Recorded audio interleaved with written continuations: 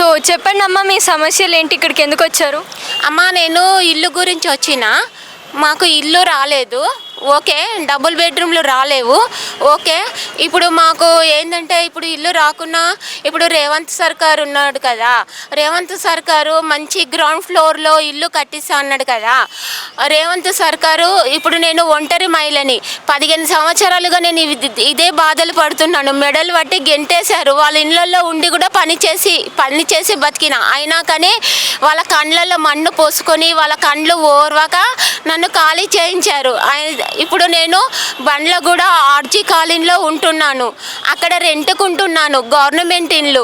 అక్కడ 24 బిల్డింగ్లో జరుగుతున్న అక్రమాలు అన్యాయం గురించి చెప్పుతున్నాను.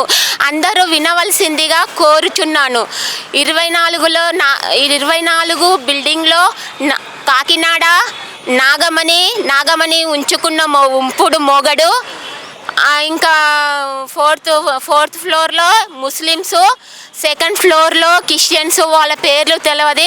ఇంకా థర్డ్ ఫ్లోర్లో కూడా క్రిస్టియన్స్ ఉన్నారు. వాళ్ళు నాతో పెద్ద గొడవ పెట్టుకున్నారు. నా నెత్తంతా పగిలిపోయింది, నా గొంతంతా ఇప్పుడు మీరు అందరూ వింటున్నారు. నా వాయిస్ కూడా పగిలిపోయింది.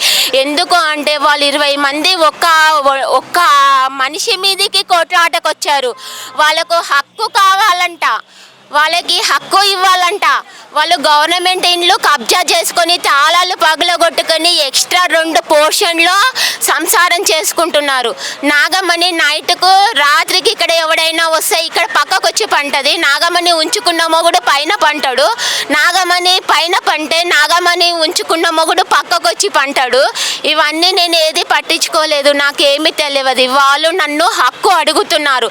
వాళ్ళకి ఎలాంటి హక్కులు కావాలంటే నేను తెలంగాణ నుంచి వెళ్ళిపోవాలంట.